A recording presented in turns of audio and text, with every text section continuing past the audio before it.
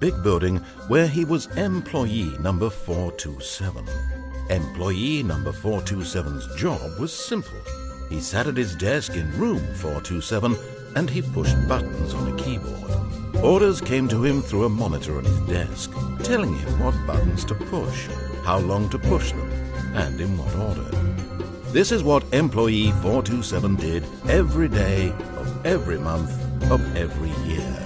And although others might have considered it soul-rending, Stanley relished every moment that the orders came in, as though he had been made exactly for this job. And Stanley was happy. And then one day, something very peculiar happened. Something that would forever change Stanley. Something he would never quite forget. He had been at his desk for nearly an hour when he realized that not one single order had arrived on the monitor for him to follow. No one had showed up to give him instructions, call a meeting, or even say hi. Never in all his years at the company had this happened, this complete isolation. Something was very clearly wrong. Shocked, frozen solid, Stanley found himself unable to move for the longest time. But as he came to his wits and regained his senses, he got up from his desk and stepped out of his office.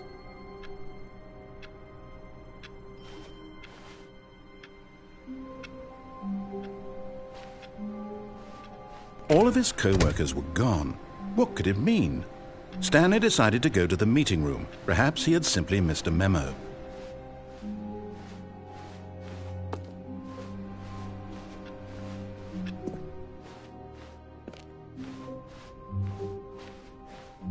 When Stanley came to a set of 2 open doors, he entered the door on his left.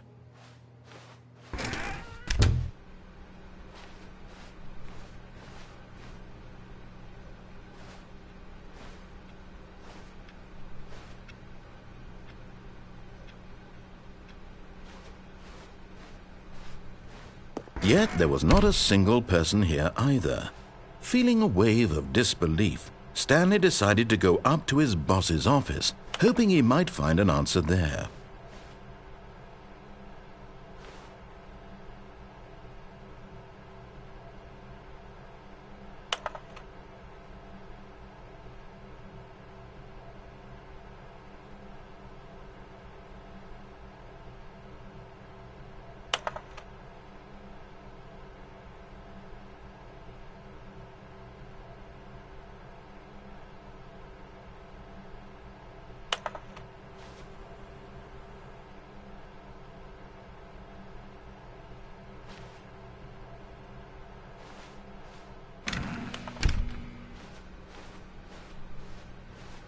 Coming to a staircase, Stanley walked upstairs to his boss's office.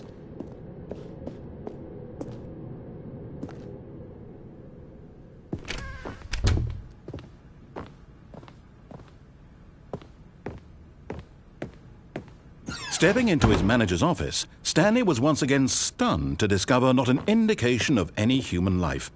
Shocked, unraveled, Stanley wondered in disbelief who orchestrated this. What dark secret was being held from him?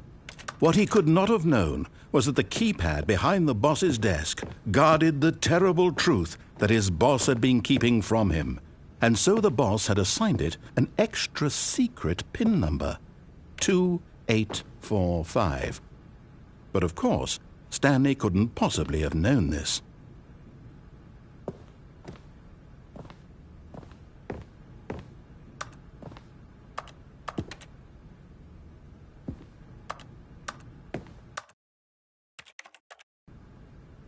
Stanley just sat around twiddling his thumbs. Trying to input anything on the device was useless, since he could never possibly know that the combination was 2845.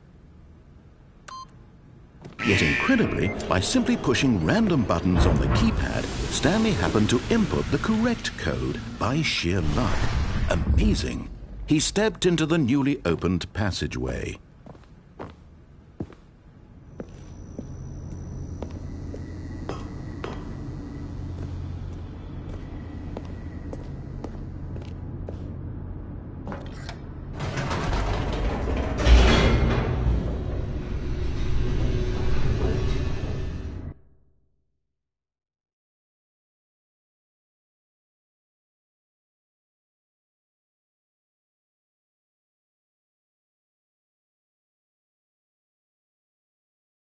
Descending deeper into the building, Stanley realized he felt a bit peculiar.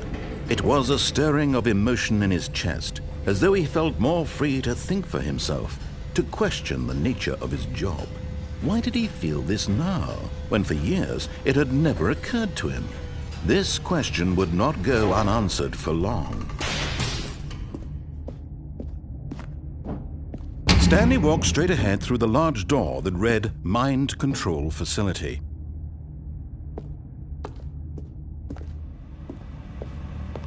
Although this passageway had the word Escape written on it, the truth was that at the end of this hall, Stanley would meet his violent death. The door behind him was not shut. Stanley still had every opportunity to turn around and get back on track. At this point, Stanley was making a conscious, concerted effort to walk forward and willingly confront his death.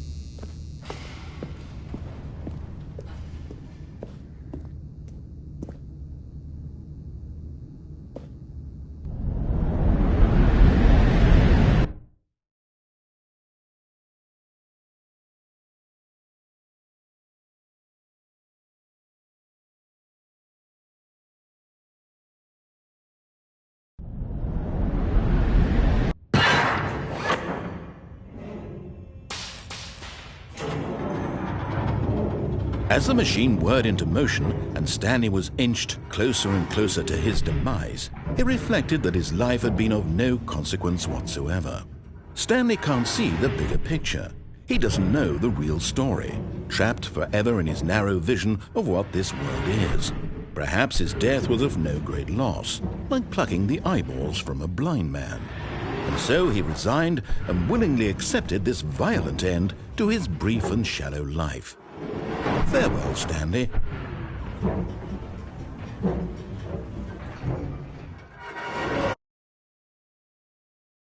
"Farewell, Stanley," cried the narrator, as Stanley was led helplessly into the enormous metal jaws.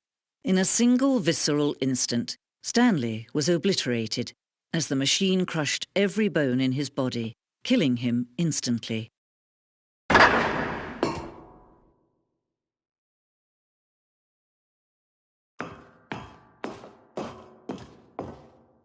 And yet it would be just a few minutes before Stanley would restart the game, back in his office, as alive as ever. What exactly did the narrator think he was going to accomplish? When every path you can walk has been created for you long in advance, death becomes meaningless, making life the same. Do you see now? Do you see that Stanley was already dead from the moment he hit start?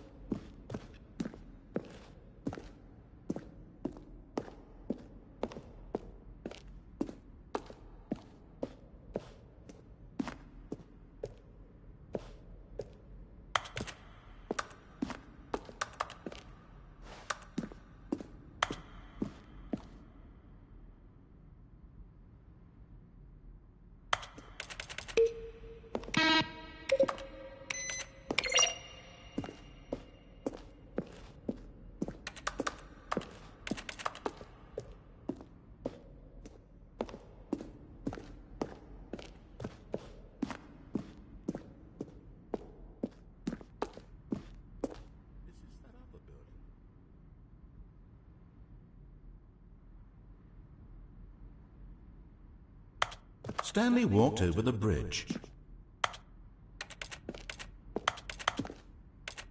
Now then, this elevator for sure would get him right back on track to where he was supposed to.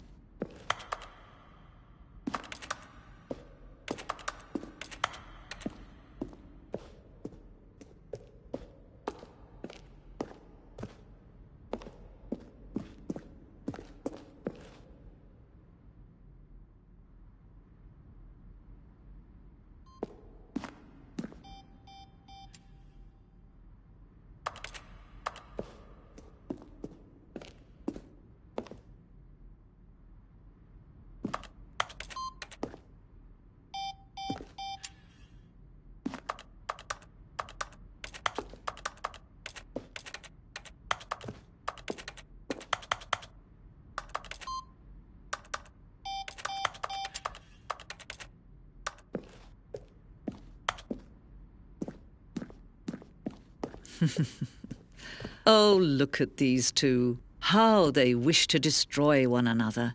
How they wish to control one another. How they both wish to be free.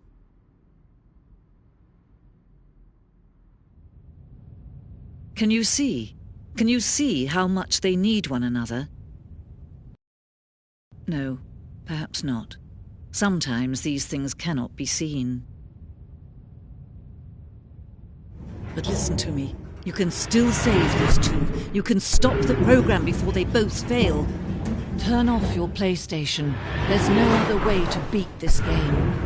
As long as you move forward, you'll be walking someone else's path. Stop now and it'll be your only true choice. Whatever you do, choose it. Don't let time choose for you. Don't let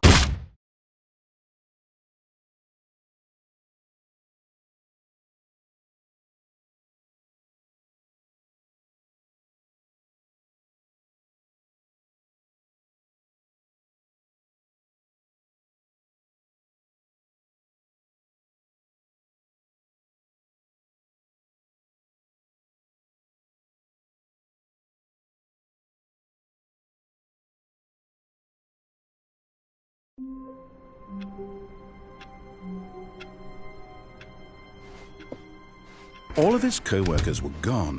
What could it mean? Stanley decided to go to the meeting room. Perhaps he had simply missed a memo.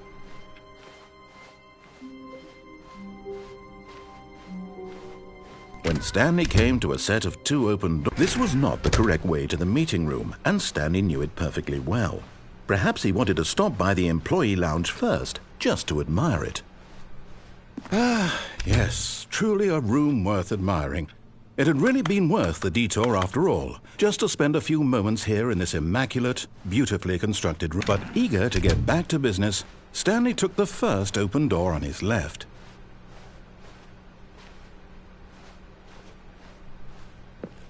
Stanley was so bad at following directions, it's incredible he wasn't fired years ago.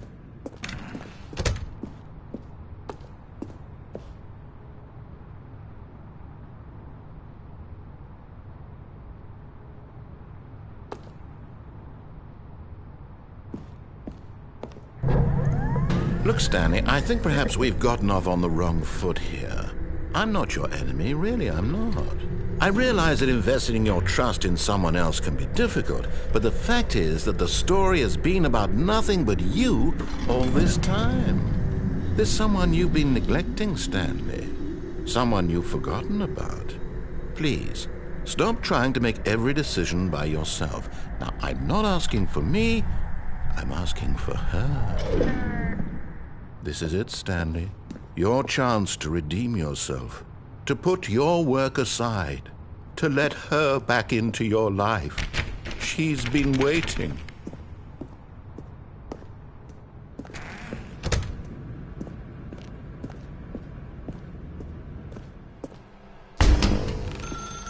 That's her, Stanley. You need to be the one to do this, to reach out to her. If you can truly place your faith in another, then pick up the phone.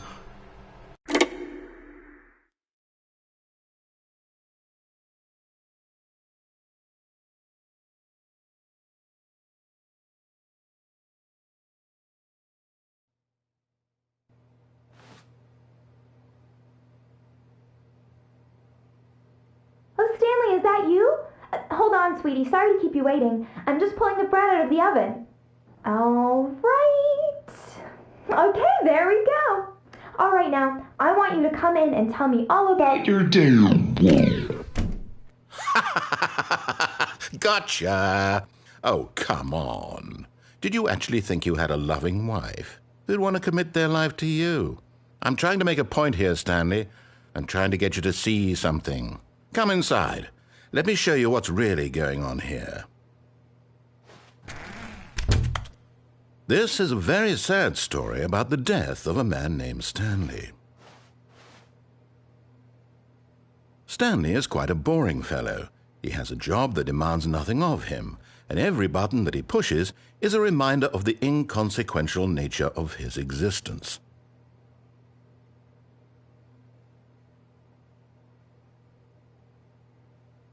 Look at him there, pushing buttons, doing exactly what he's told to do. Now he's pushing a button. Now he's eating lunch. Now he's going home. Now he's coming back to work. One might even feel sorry for him, except that he's chosen this life.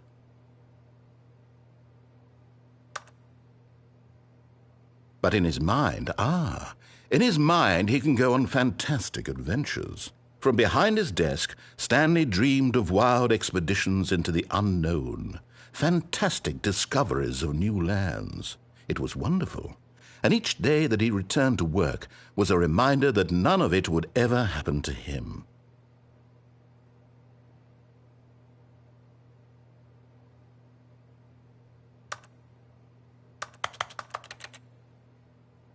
And so he began to fantasize about his own job. First, he imagined that one day while at work, he stepped up from his desk to realize that all of his co-workers, his boss, everyone in the building had suddenly vanished off the face of the earth. The thought excited him terribly.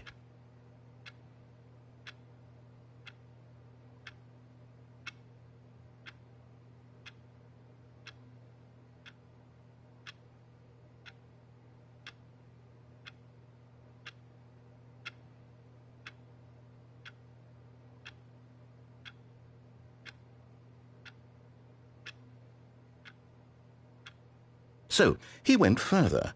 He imagined that he came to two open doors and that he could go through either. At last, choice. It barely even mattered what lay behind each door. The mere thought that his decisions would mean something was almost too wonderful to behold. As he wandered through this fantasy world, he began to fill it with many possible paths and destinations. Down one path lay an enormous round room with monitors and mind controls. And down another was a yellow line that weaved in many directions. And down another was a game with a baby. And he called it the Stanley Parable. It was such a wonderful fantasy, and so in his head he relived it again, and then again, and again, over and over, wishing beyond hope that it would never end, that he might always feel this free. Surely there's an answer down some new path, mustn't there be? Perhaps if he played just one more time.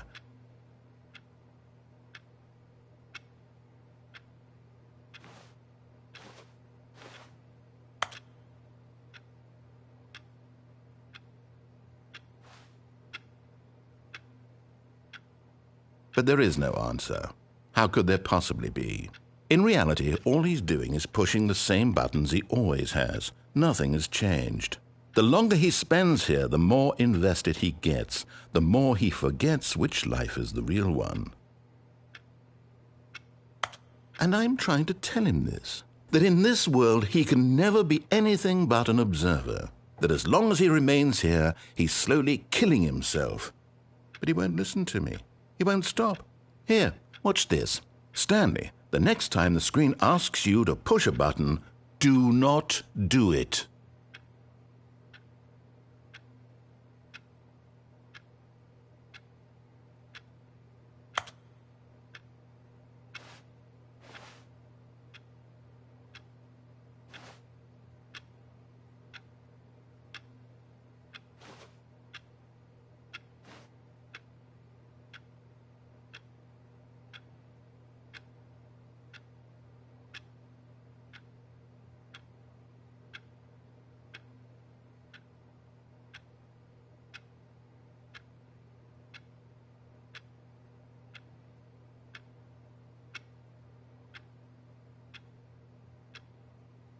you see?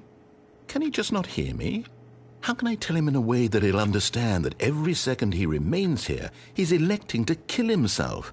How can I get him to see what I see? How can I make him look at himself?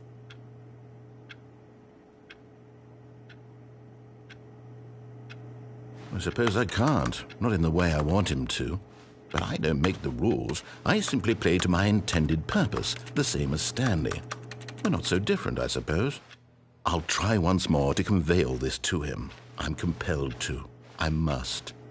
Perhaps, well, maybe this time he'll see. Maybe this time. And I tried again, and Stanley pushed a button. And I tried again, and Stanley pushed a button. And I tried.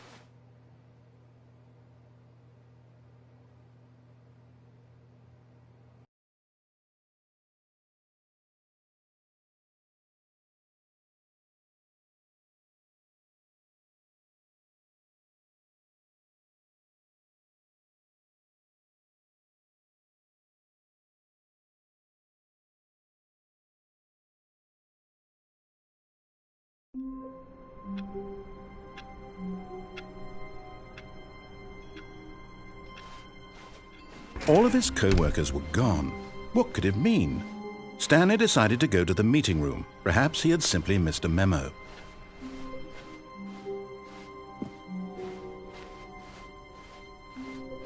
When Stanley came to a set of 2 open doors, he entered the door on his left.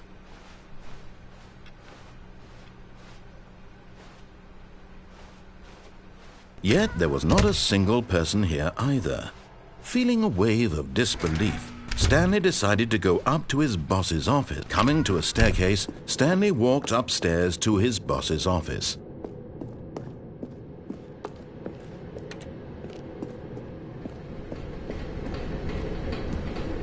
But Stanley just couldn't do it. He considered the possibility of facing his boss. Admitting he had left his post during work hours, he might be fired for that. And in such a competitive economy, why had he taken that risk? All because he believed everyone had vanished? His boss would think he was crazy. And then something occurred to Stanley. Maybe, he thought to himself, maybe I am crazy. All of my co-workers blinking mysteriously out of existence in a single moment for no reason at all? None of it made any logical sense. And as Stanley pondered this, he began to make other strange observations. For example, why couldn't he see his feet when he looked down? Why did doors close automatically behind him wherever he went? And for that matter, these rooms were starting to look pretty familiar. Were they simply repeating? No, Stanley said to himself, this is all too strange. This can't be real. And at last, he came to the conclusion that had been on the tip of his tongue. He just hadn't found the words for it. I'm dreaming, he yelled. This is all a dream. Oh, what a relief Stanley felt to have finally found an answer, an explanation. His co-workers weren't actually gone. He wasn't going to lose his job.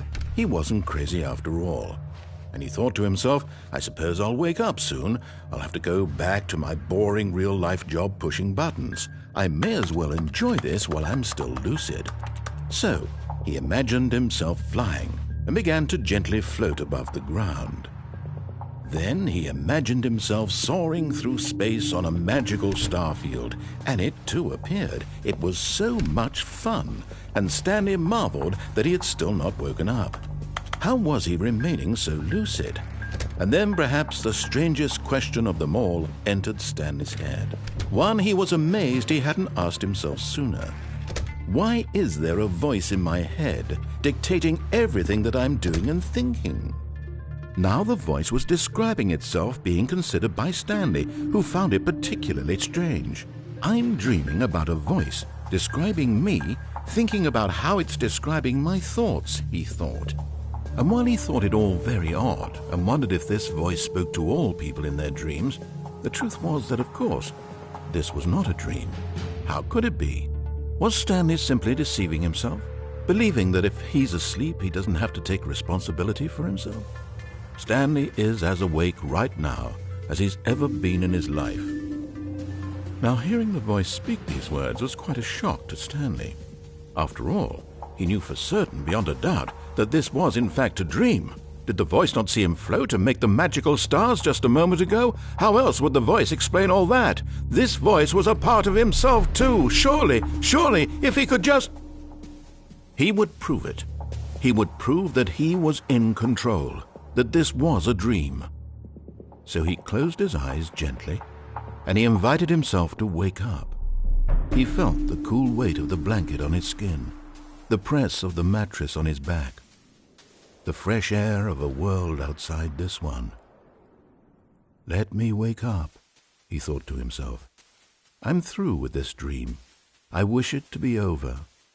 Let me go back to my job. Let me continue pushing the buttons. Please, it's all I want. I want my apartment, and my wife, and my job. All I want is my life exactly the way it's always been. My life is normal. I am normal. Everything will be fine. I am okay.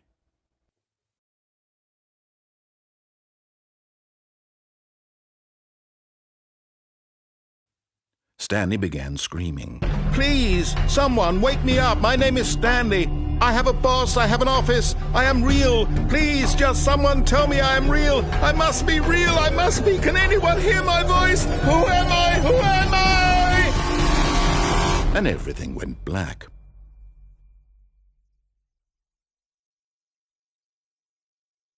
This is the story of a woman named Mariella. Mariella woke up on a day like any other. She arose, got dressed, gathered her belongings, and walked to her place of work. But on this particular day, her walk was interrupted by the body of a man who had stumbled through town talking and screaming to himself, and then collapsed dead on the sidewalk. And although she would soon turn to go call for an ambulance, for just a few brief moments she considered the strange man.